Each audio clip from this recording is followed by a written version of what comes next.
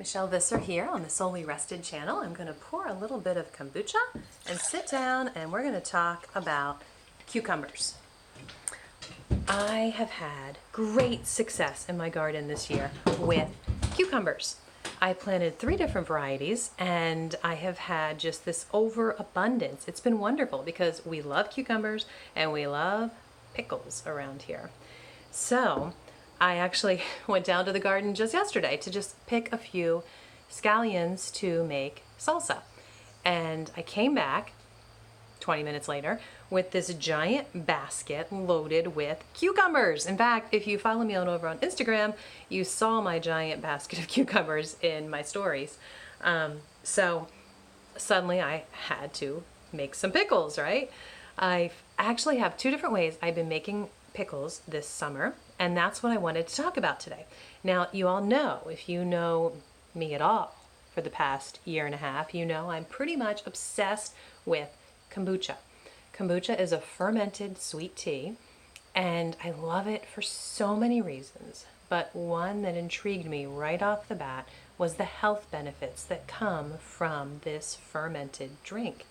You see, when you ferment your kombucha, you are allowing the bacteria that's in your home, the good stuff, to get down in the kombucha, and the SCOBY will help it to form wonderful lactic acid and a lot of probiotic goodness that you then drink and replenish your gut with. Unfortunately, in today's society, we do so many things that harm our gut health. It's like getting kind of crazy, actually, the impact that it's making on our society to have poor gut health. So anything I can do, like drinking kombucha, that improves my gut health, I am all in. In fact, when I started drinking this, just within a matter of months, I was shocked at the health benefits that I started noticing. So I highly recommend anything fermented. If you enjoy the taste of it, add it to your diet. The great thing with kombucha is you can change up the variety, different flavors all the time. This one, super good. This one is lemon lavender, and I used a base in my first ferment with rooibos and green tea and a little bit of white tea. It's a really good combination. So the same goodness in my fermented tea is in my fermented pickles. You see, when I make my cucumbers through fermentation, I'll have a different lid on it than this one, and I'm allowing the good bacteria to get down into my cucumbers and build up that wonderful probiotic goodness that I can then eat months later. So with all of these cucumbers in the garden, there have been many times that I've come back with basketfuls of cucumbers and I have no time to can the traditional way. I typically find it takes me about bare minimum an hour, usually closer to an hour and a half, to do a full batch of 7 jars of cucumbers.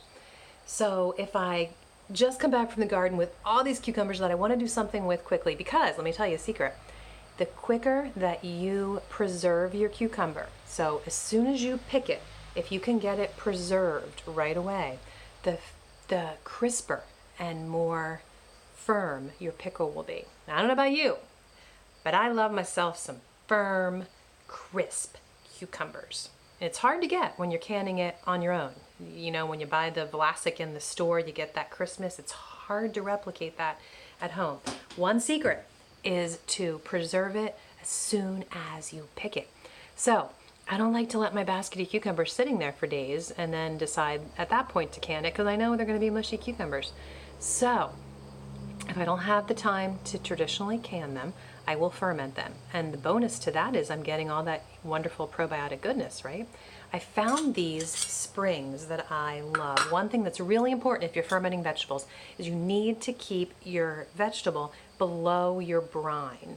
The brine is really easy to make, but what it does is it keeps everything acidic in that environment. And when you have your open top that's letting the bacteria in, it's important that your acidic brine is in there to kill the bad bacteria. So none of the bad bacteria is going to be able to survive in your food because of that brine. But you need to keep the vegetables underneath the brine, because anything that pops up on top is exposed to all the bacteria. It's going to get yucky and moldy. But these springs are like magic. It doesn't matter how full your jar is. If your jar doesn't have a whole lot in it, these springs will still keep your food down. But if your jar is packed full of veggies, you can put this spring on, squish it on, get your lid on, and it's gonna keep everything down under that brine. I love it.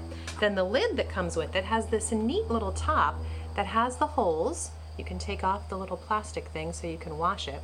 And that's gonna let your good for you stuff get into your food, right?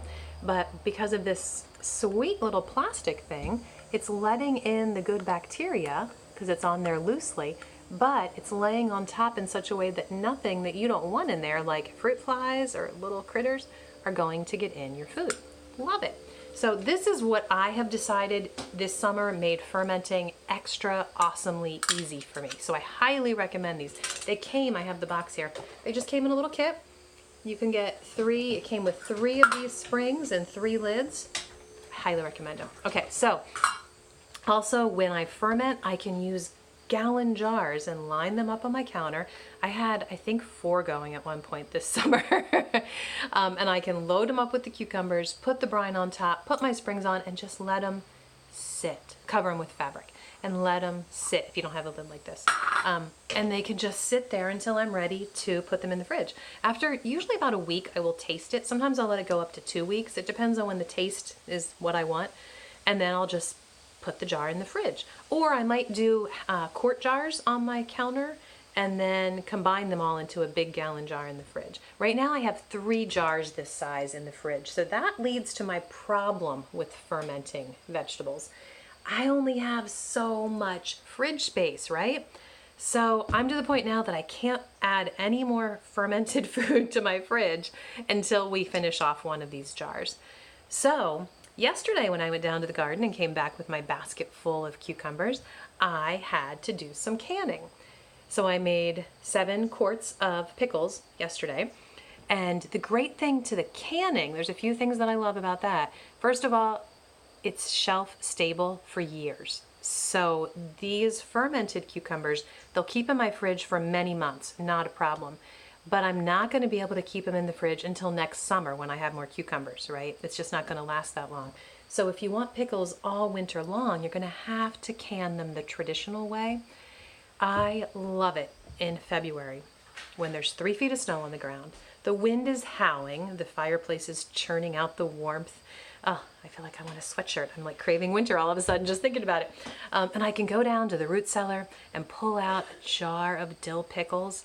And I kid you not, every time I open a jar, I feel like I'm opening a blue sky, warm August day right there in the middle of February in my kitchen. It's magical. And if you haven't done it, you don't understand.